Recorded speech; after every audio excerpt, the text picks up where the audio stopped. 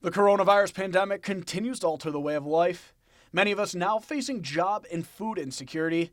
That has some looking to the past for answers. Europe, because most of France and Belgium were just completely obliterated, and because a lot of the men folk were off fighting a war, there were food shortages there. So once the United States entered the war, we started supplying food to not only our military, but their militaries and their civilian populations. So how did they do it? War gardens. In order to sort of make up the difference, in March of 1917, Charles Lathrop Peck organized the U.S. National War Garden Commission to encourage people to grow their own produce so that commercially grown produce could be sent for the war effort. At the end of the war, there were about $1.2 billion worth of foodstuffs being produced in these war gardens. But how'd they get the name Victory Gardens? Victory Garden is actually stolen from the British. Their motto in World War II was "Dig for Victory," and then it sort of got brought over to the United States when they entered the war. And as the United States geared up for World War II, rationing was instituted across the country, which meant growing your own produce put more food on your table. A trend that even made its way to the White House. There were about 18 million Victory Gardens around the United States.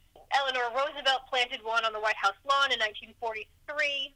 Basically, they produced an equal amount of fresh vegetables as were produced by commercial farms by the end of the war. Growing your own food is nothing new to the Elmira area. In World War I, the Elmira College had their own garden that they used to grow the produce used at the college. Also part of the Farmerettes program, which was where college girls would go and help bring in the harvest at area farms.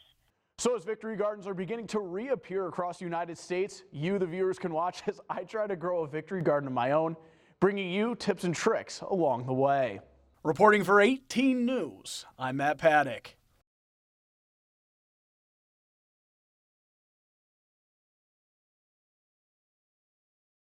What came first, the seed or the plant?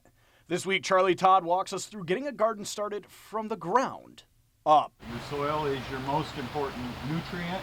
It's what's feeding the plants naturally without having to use fertilizers or anything like that. Next, it was time to get our hands dirty. And it's okay for me to just use my hands straight Oh, up? absolutely. All right, so Absolutely. I And want to that's- fill this and to that's the brim. key. You know, you got to kind of skip the gloves. This is time to get your hands dirty.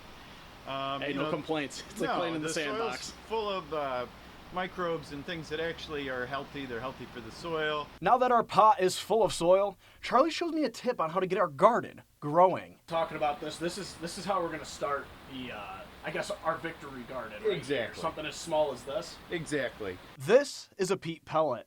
A nice trick for beginners like myself. Like our little seeds for dummies, I guess. You know, it is, and for professionals like us. If you take a tray of these, in other words, you can take one of these trays and just fill this with these peat pots.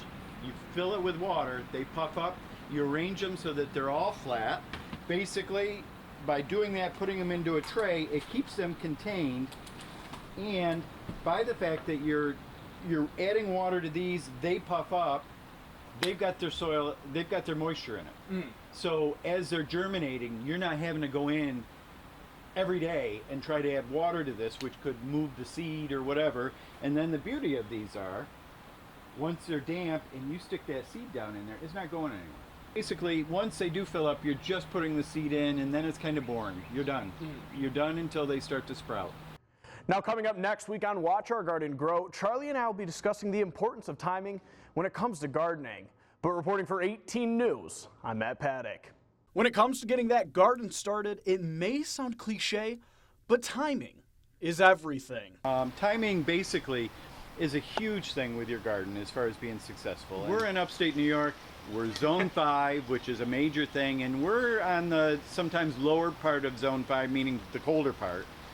And what that means is basically with zoning, the higher the number, the warmer it is. And for those of you who've lived in upstate New York for a majority of your life, it comes as no surprise to see snow around Mother's Day. The main thing is you got to worry about frost, because we still get a hard frost in May, usually. And being new to gardening myself, I had to ask, what happens if you start your garden too early?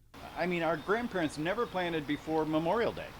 That was part of Memorial Day, was the fact that they could go out. It was the time to garden around here. Frost will come in, it'll freeze the plant on top. As soon as the sun hits that leaf, all the little microbes in it just explode.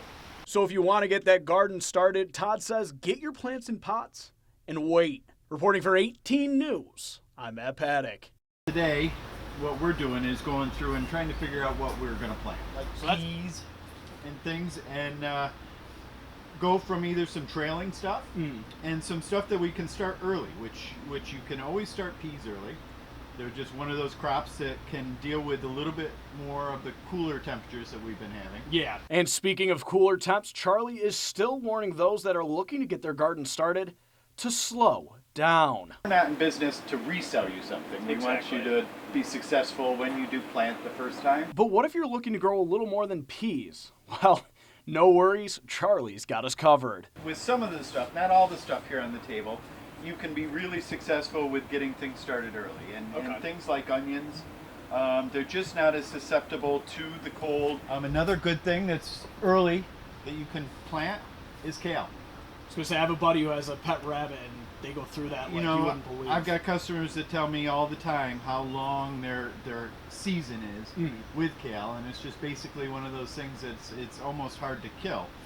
Don't say that with me. That's why you're here helping me. I will find a way to kill the cow. Exactly. But what about pests and animals getting into those gardens?